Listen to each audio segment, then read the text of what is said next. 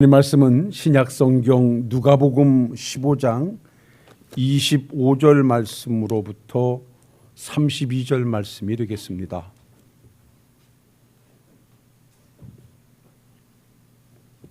누가복음 15장 22절로 마지막 절 말씀까지 받들어 봉독하겠습니다.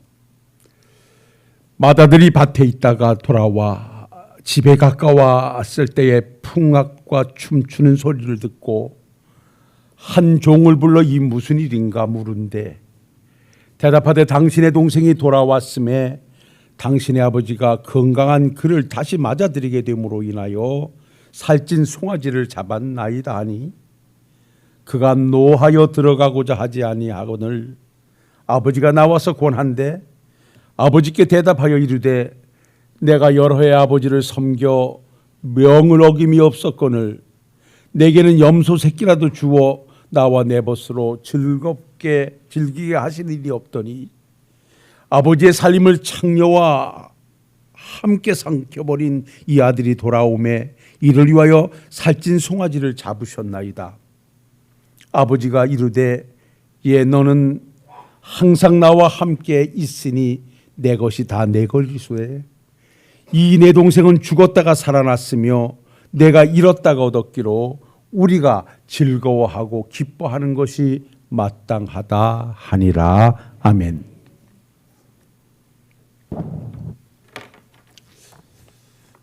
이렇게 또 한 해가 저물어가고 있습니다. 늘상 이때가 되면 그저 여러분들이 고맙고 또 감사하고 또 한편으로는 치근하기도 하고 고생 많으셨습니다. 여러분들의 섬김이 있어 오늘 교회는 또 이 모습으로 예배할 수 있었고 여러분들의 드림이 있어서 또 교회는 오늘 또 아름다움을 가지고 그 사명을 지속할 수 있었습니다.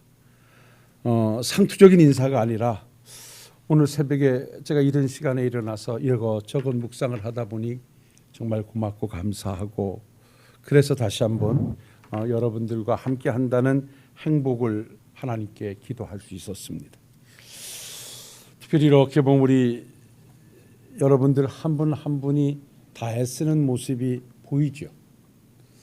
우리 김창수 집사님 또 조항자 권사님 그 먼 길을 마다 않고 주일날마다 이렇게 뵙는 모습은 제게는 사명이 새롭게 만들어지기도 하고 또 죄송하기도 하고 고맙기도 하고 힘이 되기도 하고 뭐 다른 분들도 다 마찬가지입니다만은 그리 해주셨습니다. 그래서 또 제가 든든히 버티고 오늘까지 또 이 사명을 감당하고 있다 그렇게 생각하고 또 감사를 드립니다. 올 한 해도 하나님께서 이렇게 여러분들을 은혜로 주관하셨으니 내년도도 그 은혜 안에서 충만한 삶이 되시기를 먼저 주의 이름으로 축원합니다. 제가 올해 저녁에 오면 신년 메시지를 드리겠습니다만은 제가 신년 메시지가 우리 교회의 메시지고 노회장으로 있는 노회의 메시지고 또 총회에서 어느 한 부분이 있어서 제가 그 메시지를 가지고 통일을 하려고 합니다. 아직까지 내가 뭐라고 말씀 안 드리겠습니다만은 하여간 올 한 해를 이렇게 은혜로 지켜주신 하나님께서는 반드시 내년에도 여러분들과 함께 하셔서 올해보다 나은 내년이 여러분들의 해가 될 줄로 믿습니다. 자, 이제 오늘 한 해를 마무리하면서 어떤 말씀으로 우리가 한번 우리의 삶을 정리해 볼까 하다가 사실은 우리 본문의 말씀의 본질에서 좀 벗어난 말씀이기도 합니다. 그러니까 누가복음 15장에는 세 가지 비유의 말씀이 있는데 그 비유의 말씀의 목적과 벗어난 쪽에 있는 말씀을 가지고 제가 한번 우리들이 지난 1년 동안 섬겼던 내 섬김의 자리에서 내 모습을 한번 좀 찾아보자라고 하는 것입니다. 사실 우리 주님께서 복음을 가지고 이 땅에 오셨을 때 항상 주님과 충돌하는 부분이 종교적 기득권을 가지고 자기들은 하나님의 선택된 백성이다.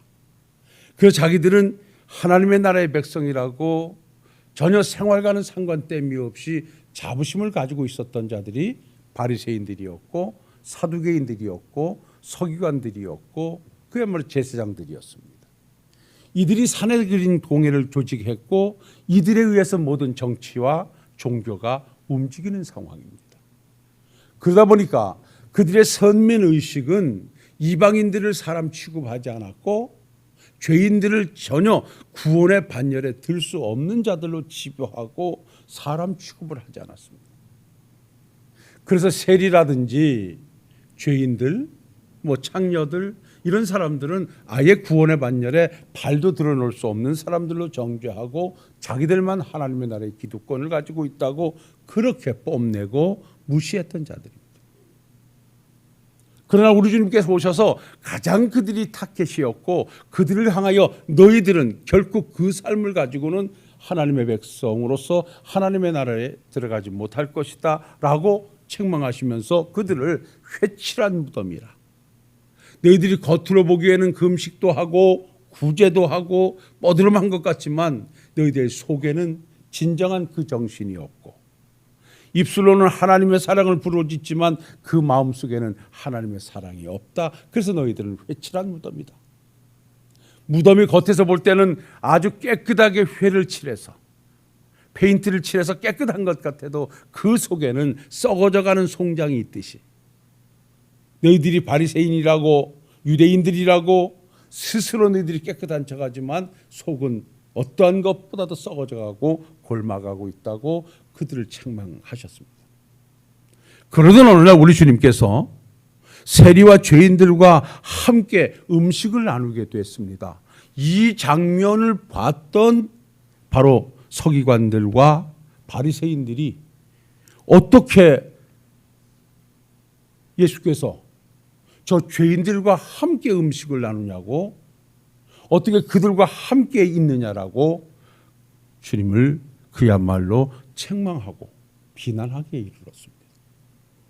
그 상황을 아셨던 주님께서 당신께서 이 땅에 오셔서 왜 그들과 함께 음식을 나누고 그들과 함께 하고 있는가를 비유로 들은 것이 100마리의 양이 있는데 그 중에 한 마리를 잃어버렸다. 그렇다면 그 목동이 한 마리를 찾기 위해서 99마리의 양을 들판에 두고 한 마리를 찾기까지 가서 찾아서 한 마리를 찾았을 때 그 기쁨은 99을 인하여 보다 누리는 기쁨보다 더 큰 기쁨이라고 잃어버린 양의 비유를 통하여 그들을 책망하셨습니다. 그리고 한 여인이 10개의 드라크마가 있는데 그만 그 중에 하나를 잃어버렸다. 그럼 이 여인은 그 하나의 드라크마를 찾기 위하여 등불을 들고 방을 쓸면서 찾기까지 부단히 애쓰다가 그 찾았으면 그것으로 인하여 너무 즐거워하고 기뻐하는 것이다. 그러니까 유대인은 여인들이 결혼을 하기에 앞서서 10개의 드라크마를 준비하는 것이 풍습이었대요. 근데 하나를 잃어버리게 되면 이것이 또한 채워져야 되니까 잃어버리면 찾기 위해서 그렇게 애를 썼다는 것이죠. 그리고 오늘 말씀의 배경이 되는 한 아버지 밑에 두 아들이 있었다. 그런데 이 작은 아들이 어느 날 아버지한테 아버지요 내게 돌아올 분깃을 좀 주십시오 라고 해서 형의 분깃은 그대로 놔두고 자기에게 돌아올 분깃을 그야말로 유산을 미리 챙겨가지고 좀 편안하게 살려고 했든지 좀 부자가 되게 하려고 했든지 먼 나라로 가서 멋지게 살려고 하다가 그만 그 돈 가지고 허랑방탕하여 창녀들과 함께 놀아나고 이러다 보니까 재산이 다 떨어지고 그러다 보니까 설상가상으로 그가 거하던 나라에 흉년이 들어서 그만 먹을 것조차 없어서 어느 집에 가서 품꾼으로 일하면서 좀 품삯을 얻으려고 했더니 그것도 허락지 않아서 그 주인으로부터 들판으로 내보내서 돼지를 치면서 돼지가 먹는 주염 열매를 배를 채워야 되는 이 절박한 상황을 맞이하게 됐다. 그러다가 작은 아들이 그 돼지가 먹는 주염 열매를 먹는 고난 속에서 내가 있던 우리 아버지 집은 일꾼들도 많지만 양식은 풍부해서 먹을 것 가지고 걱정하지를 않았는데 나는 그만 아버지 집을 떠나와 살다 보니까 내가 굶어 죽게 됐구나. 내가 아버지 집으로 돌아가야 되겠다. 아버지 앞에 가서 나는 아들이라 말하지 않고 나를 그저 품꾼의 하나로 종의 하나로 써달라고 아버지한테 가서 말씀드려야 되겠다. 그리고 작은 아들이 거지꼴이 돼서 아버지 집으로 돌아오는데 아버지는 문 밖에서 그 아들이 돌아오기를 기다리다가 멀리서 거지꼴로 돌아오는 아들을 향하여 달려가서 목을 어긋대어 안고 울며 입맞추고 그 종들을 불러가지고 내 아들이 죽었다 다시 살아났으니 갔다가 옷을 갈아입혀라, 목욕을 시켜라, 그리고 손에 가락지를 끼워라, 그리고 송아지를 잡아서 잔치를 베풀라. 그래가지고 그야말로 그 작은 아들이 돌아왔다는 것 때문에 아버지는 잔치를 베풀면서 즐거워하는데, 큰아들이 밖에 나가서 일하고 들어오다가 갑작스레 집에서 잔치에 풍악 소리가 울리니까 총들을 불러가지고 야, 계획에도 없었던 우리 집에서 무슨 잔치가 벌어지냐라고 물었더니 그 종들이 말하기를 당신의 동생이 돌아와서 아버지가 너무나 기뻐가지고 지금 송아지를 잡고 이렇게 잔치를 벌이고 있습니다 라고 말을 해요. 그랬더니 이 아들이 화가 나가지고 집에 들어가기를 거부하고 동참하지 않고 서서 뻗치고 있습니다. 이 사실을 안 아버지가 달려나와서 큰아들을 붙잡고 들어가자. 네 동생이 이렇게 죽은 줄 알았는데 살아 돌아왔으니 기뻐하지 않느냐. 돌아가자고 큰아들에게 말하니까 큰아들이 아버지에게 이렇게 말하지요. 아버지요, 이거 해도 너무 하시지 않습니까? 아버지의 재산을 창기와 함께 창녀들과 함께 탕진하고 저 거지꼴이 되어 돌아온 저 동생 놈을 위해서는 송아지를 잡아서 잔치를 베풀어 주십니까? 나는 아버지 곁을 한 번도 떠나지 않고 아버지의 명을 어기지도 않고 죽든 살도록 나는 일만 하고 오늘도 일하고 돌아오는 나를 위해서 아버지가 염소 새끼 한 마리도 잡아가지고 내 친구들과 즐겁게 하게 놀 인질이 없었는데 어찌해서 저렇게 창녀와 함께 허랑방탕하게 돌아온 아들을 위해서는 잔치를 베풉니까? 이건 부당합니다. 난 안 들어갑니다 라고 했더니 아버지가 그 아들에게 이렇게 말하지요. 내 동생이 죽었다가 살아났기로 이것이 얼마나 우리가 즐거워하고 기뻐해야 할 일이냐 라고 말하면서 내가 그 아들을 위해서 잔치를 베푸고 즐거워하는 일은 마땅한 일이라고 큰아들에게 말을 전합니다. 이 큰아들은 당시에 바리새인이나 사두개인과 같은 자입니다. 그러니까 우리 주님께서 이 땅에 오셔서 죄인들과 함께 음식을 나누시고 죄인들과 함께 동거하시는 것은 바로 그들을 찾아서 하나님의 백성으로 구원하시기 위함이다 라고 하는 것을 보여주는 말씀이 이 누가복음 15장에 있는 세 가지 비유의 말씀이에요. 여기서 말씀을 초점을 맞추면 이제 여기까지가 우리가 말씀의 내용을 파악하고 설교를 하면 끝입니다. 근데 저는 오늘 이 말씀에서 혹시나 지난 1년 동안 내가 하나님의 교회를 받들어 섬기며 믿음의 길에서 정진해 온 내가 오늘 작은 아들 즉 동생이 밖에 나갔다가 허랑방탕하게 모든 것을 탕진하고 거지꼴이 되어 돌아온 것으로 아버지가 잔치를 베푸는 그 현장을 보고 화가 나서 속이 상해서 그 자리에 들어가지 않으려고 뻗치고 서 있는 큰아들의 모습 속에 내 모습은 있지 않는가? 우리 한번 좀 나의 섬김의 자세를 살펴보면서 한 해를 좀 마무리해보자 이 말입니다. 저는 여러분들이 그런 분들이라고 생각하지 않습니다. 그러나 혹시나 내가 섬김의 자리를 해오면서 그와 유사한 모습으로 내가 가져야 할 신앙적 요소를 상실하고 주님의 섬김의 자리를 만들 수는 있다고 생각합니다. 그래서 오늘 이 큰 아들이 진정 소유해야 했던 신앙은 무엇이고 이 아들이 잃어버리고 지금 믿음의 길을 가고 있는 모습은 어떤 것인가를 찾아서 하나하나 나의 신앙으로 한번 접목시켜 보도록 하겠습니다. 먼저 사랑하는 성도 여러분, 여러분들이 큰 아들이라고 생각해 보십시다. 여러분의 동생이 하나 있었습니다. 이 동생과 함께 일을 하면 수월했습니다. 하루 할 거 반나절이면 할 수 있었습니다. 그런데 어느 날 이 동생이 일하기 싫다고 아버지한테 가서 자기의 유산을 받아가지고 도망을 갔어요. 그래서 그 동생이 떠난 이후에 그 동생이 해야 할 일까지 하면서 고된 일을 하면서 지내왔어요. 때로는 그 동생이 없는 것 때문에 힘은 가중됐고 그래서 불평도 없지 않아 있었죠.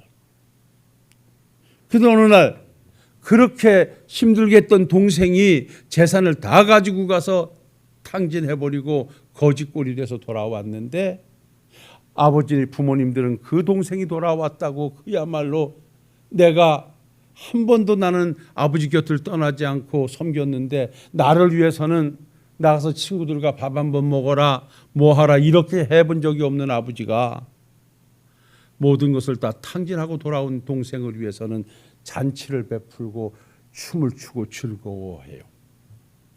그 모습을 내가 봤다면 나는 어떤 반응을 보였을까?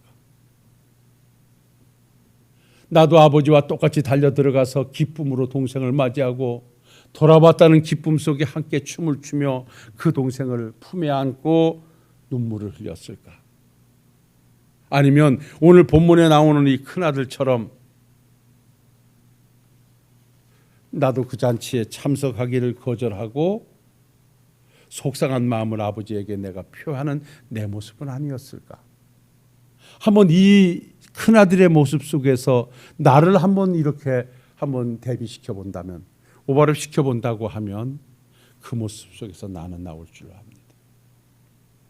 저는 오늘 이 말씀을 한 해를 정리하면서 이 큰아들의 섬김 속에서, 내 섬김 속에서 진정 내가 잊어버리고 있는 것이 무엇인가를 찾아본다면 그것은 세 가지인데, 이 큰아들은 진정 섬김의 자리에서 겸손을 잃어버리고 있습니다. 오늘 여러분 말씀을 보십시오. 그 잔치를 베풀 때 들어가기를 거절합니다. 그래서 아버지가 와서 야, 죽었던 동생이 돌아왔으니 기뻐하지 않을 수 있냐, 같이 들어가자고 말합니다. 이때 큰아들은 아버지에게 비수고치는 한마디를 합니다. 아버지요, 내가 여러 해 아버지를 섬겨 명을 어긴 적이 없습니다. 나는 저놈과 같이 아버지께서 재산을 달라고 해서 내가 아버지 곁을 떠나가지고 가서 허랑방탕하게 내가 돈을 탕진하지도 않았습니다. 난 그저 아버지가 하라면 하라는 대로 했고 시키면 시키는 대로 아버지를 섬겨 명을 어김이 없었거늘 내게는 염소 새끼 한 마리 잡아서 내 친구들과 함께 즐기라고 한 적이 없더니 어찌 저렇게 돈을 창녀들과 함께 먹어버린 저 동생을 위해서는 이러실 수 있습니까? 라고 지금 아버지 앞에 강하게 자기의 불만을 토로합니다. 자기는 아버지 곁을 떠난 일이 없다는 것입니다. 아버지 명을 어긴 적이 없다는 것입니다. 그런데 아버지 명을 어긴 저놈을 위해서는 어찌 그렇게 아버지가 잔치를 베푸냐는 것입니다. 여기서 뭘 봅니까? 큰아들 속에서 진정한 겸손의 모습이 없는 것입니다. 자기는 당당해, 자기는 바랐다는 것입니다. 자기는 아버지 명을 어긴 것이 없다는 것입니다. 어찌 보면 맞는 소리 같습니다만 섬김의 자리를 만들어가는 믿음의 사람들 속에서 이 외침은 없어야만 합니다. 나 혼자 다 하고 나 혼자 애썼지만 그렇게 못하는 사람들을 향하여서 질타하고 책망할 일이 아니라 내가 할 수 있음이 감사하고 할 수 있음이 은혜라 노래할 수 있어야 됩니다.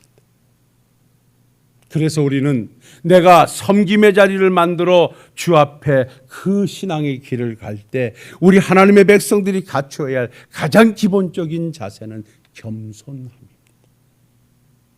이 큰아들에게는 진정한 겸손을 상실하고 아버지 곁에 있었으니 그거는 아름다운 성질이 아니라, 그래서 주경신학자들은 둘째 아들은 아버지 곁을 떠나는 행동의 육신적인 탕자라고 한다면 큰아들은 아버지 곁을 떠나진 않았지만 내면에서는 아버지를 떠나 사는 영적 탕자였다라고 소개합니다. 우리가 아버지 명을 어기는 모습이 없습니다. 지난 1년 동안 우리는 변함없이 주일이면 예배의 자리를 지켰습니다. 섬김의 자리와 기도의 자리를 지켰습니다. 그러한 내 섬김 속에 내 안에는 진정한 겸손이, 이렇게 할 수 있음이 감사로, 이렇게 할 수 있음이 은혜로 하나님 앞에 얼마나 고백되어졌던가요. 여러분들이요, 사도 바울은 이렇게 고백했습니다. 내가 다른 사도들보다 더 많이 일할 수밖에 없었던 것은 받은 은혜가 큰 것이며, 또한 그렇게 감당할 수 있었던 것은 바로 하나님께서 내게 주신 은혜였기 때문에 가능했다 합니다. 이 큰아들은 이렇게 생각했어야 할 것입니다. 내가 아버지 명을 어긴 적이 없고 아버지 곁에 있음이 당연한 것이었고, 순간 잘못해가지고 그 자리를 떠났던 동생이 허랑방탕했든 어쨌든 간에 거짓골이 되어 돌아왔을 때는 그 동생을 측은히 여기고 불쌍히 여겨서 그 동생을 다가가 안아줄 수 있는 겸손함, 도량이 있을 때 진정한 섬김의 아름다움이었다 말할 것입니다. 사랑하는 성도 여러분들이요, 지난 1년 동안도 주를 섬겨 믿음의 길을 오시면서 혹시나 내가 겸손함이 상실된, 나 자신을 드러내고 내가 했음을 나타내는 교만으로 인하여 내게 생성되어진 잘못된 것이 있다면 오늘 이것을 하나님 앞에 내려놓고 이제 2024년도는 겸손한 하나님의 백성으로, 하나님의 일꾼으로 섬김의 자리, 그리고 예배의 자리, 기도의 자리를 만들어 가실 수 있는 우리 사랑하는 식구들이 되시기를 주님의 이름으로 축원합니다. 그리고 이 큰아들에게 있어서 동생을 맞이하는 자세에서 버티고 있으면서 뭐가 상실되어졌는가 한다고 하면 그건 뭐 두말 할 나위 없는 사랑이 상실된 자리입니다. 아버지 살림을 장녀들과 함께 삼켜버린 이 아들이 돌아오매 그를 위하여 살찐 송아지를 잡으셨나이다 라고 강하게 그는 책망하면서 아버지를 향하여 불만을 토해냅니다. 여기에서 사랑이라고는 찾아볼 수 없고 그저 시기와 심술만이 그의 자리를 만들어내고 있습니다. 형제라고는 찾아볼 수도 없습니다. 우리가 믿음의 길을 가고 사랑의 길을 가면서 하나님의 백성된 우리들이 꼭 기억해야 될 것이 있다라고 하면 사랑의 실천입니다. 이 사랑의 실천은 내가 하나님의 백성됨을 인정하는 것이고 하나님의 사랑을 받았음을 입증해 보이는 것입니다. 우리가 하나님으로부터 사랑받을 만한 일을 했거나 사랑받을 만한 위치에 있어서 내가 하나님의 사랑받는 자로 이 자리에 있는 것은 결코 아닙니다. 하나님께서는 우리를 그럼에도 불구하고 사랑해 주셨고 그럼에도 품어 주셨기 때문에 우리는 하나님의 사랑받는 자로 당당히 서 있습니다. 그래서 하나님께서는 이렇게 말씀합니다. 내가 너희를 사랑한 것 같이 너희도 서로 사랑하라고 말입니다. 오늘 이 큰아들은 아버지의 사랑을 받고 그 자리에 있었음을 그가 자인했다면 그 역시 동생이 어떠한 모습으로 돌아왔던 동생을 향하여 사랑의 자리로 만들어야 되고 사랑으로 달려가 함께 그 자리에 동참하는 것이 온당한 일이었고 섬김의 자리를 만드는 자의 바른 일이었을 것입니다. 그래서 오늘 이 말씀을 우리가 깊이 상고해 갈 것이 아니라 내가 섬기는 섬김의 자리에 진정한 겸손함이 자리매김하고 있는지, 내가 진정 주의 사랑이 실천되어지고 있는지 내 섬김의 자리를 한번 새롭게 정리해 보자는 것이죠. 어떤 큰 일을 한다 할지라도 내가 변함없이 예배의 자리를 지킨다 할지라도 그 자리에 하나님 앞에서 겸손히 상실되어져 있고 거기에 하나님의 사랑의 실천이 뒤로 되어지고 있다라고 한다면 그 자리는 아름다운 자리가 될 수가 없습니다. 그리고 이 큰아들에게서 우리가 마지막 하나 찾아봐야 될 것은 진정한 감사를 잃어버리고 있다는 것입니다. 이 아들은 불평해야 될 일이 아무것도 없습니다. 동생이 그 재산을 창녀들과 다 함께 삼켜버렸다고 해서 자기 재산에 손해난 거 없습니다. 안 그렇습니까? 그 유대법에 의해서 장자는 3분의 2의 몫을 갖고 차자는 3분의 1을 가져갔으니 3분의 2는 그대로 있습니다. 그래서 아버지가 말합니다. 내 것이 다 내 것인데 왜 그러냐라고 하는 것입니다. 만약에 큰아들의 형의 재산까지 동생이 사기를 쳐서 가지고 와서 다 탕진해 왔다면 속이 상할 수 있다고 할 수 있겠는데 전혀 그렇지 않아요. 공정한 것입니다. 당신의 것은 그대로 있어요. 그렇다면 그 자기 것 가지고 가서 그것을 살려내지 못하고 다 탕진하고 거짓골이 데려온 동생을 향하여 볼 때 거기서 측은히 여기는 사랑이 만들어져야 되고, 그렇지 않음에 대하여 감사의 자리가 만들어져야 되는데 이 큰아들에게는 그거는 없어요. 그래서 우리가 오늘 이 말씀을 종합적으로 정리해 본다면, 이 큰아들을 우리의 섬김의 자리로 가져와 본다면, 일을 하면서도 그가 고백한 대로 아버지의 명을 어긴 적이 한 번도 없고 아버지 곁을 떠난 적이 한 번도 없는 아들이지만, 이 아들의 섬김 속에는, 이 아들의 예배 속에는, 이 아들의 모든 행동 속에는 겸손함이 없어요. 하나님의 사랑의 실천이 없어요. 그리고 오늘 내가 이렇게 섬길 수 있다고 하는 데 대한 감사가 상실되어져 있어요. 그 자리는 하나님이 인정하지 않는 자리입니다. 무엇을 우리가 결론해야 되겠습니까? 우리의 섬김은 늘 겸손이 기초되어져 있는, 그리고 그 현장에 하나님의 사랑이 펼쳐지는 그러한 섬김의 자리가 되어야 되고, 내가 그렇게 하나님을 섬길 수 있음이 다른 사람 주변을 보기에 앞서서 나는 감사의 이유가 되어져야 할 것으로 믿습니다. 내가 오늘까지 이 자리에 있음이 바로 하나님의 은혜라고 고백되어질 때 겸손하게 될 것이고, 바로 그러면 이 겸손된 이 섬김의 자리에서 내가 무엇을 실천해 보여야 될까? 바로 주의 사랑을 실천해 보여야 된다라고 하는 당위성을 만들어갈 때 내 삶의 현장, 섬김의 현장은 한없는 감사의 현장으로 바뀌어지게 될 것입니다. 사랑하는 성도 여러분, 올 한 해 동안도 여러분의 섬김은 아름다웠습니다. 여러분들에게는 겸손이 있었고 사랑이 있었고 감사가 있으셨습니다. 제가 오늘 이 말씀을 함께 정리하면서 마무리하고자 하는 것은, 그럼에도 불구하고 사탄이는 기회만 있으면 내 자리에서 겸손을 앗아가고 사랑을 파괴하고 감사를 잃어버리게끔 하려고 합니다.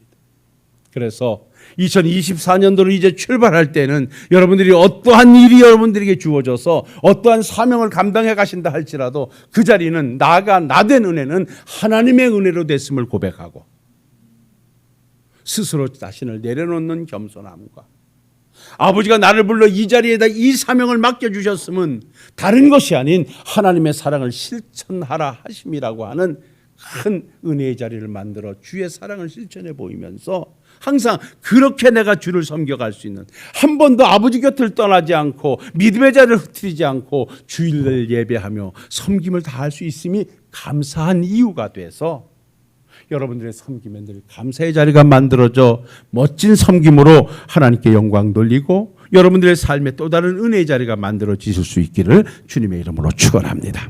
축원합니다. 사랑과 은혜가 충만하신 아버지 하나님, 변함없이 믿음의 자리를 지키며 섬김을 다하는 우리 식구들 기억하시고 은혜로 충만케 하옵소서. 달리는 말에 채찍을 가하듯 우리의 달려온 자리를 한번 이 큰아들의 모습 속에서 스스로 한번 정리해 보았습니다. 변함없이 믿음의 자리를 지키며 교회의 성도로서 일꾼으로서 사명을 다해 왔는데, 혹시나 내 섬김의 자리에서 겸손을 잃어버리지는 않았던가, 주의 사랑을 뒤로 하지는 않았던가, 감사를 잊어버리지는 않았던가, 다시 한번 나의 섬김을 돌아보게 하셔서 다가오는 새해부터는 언제든지 겸손한 위치에서 주의 사랑을 실천하며 감사자로 그 믿음의 자리, 섬김의 자리를 만들어 가도록 은혜 더해 주옵소서. 예수님 거룩하신 이름으로 기도하옵나이다. 아멘.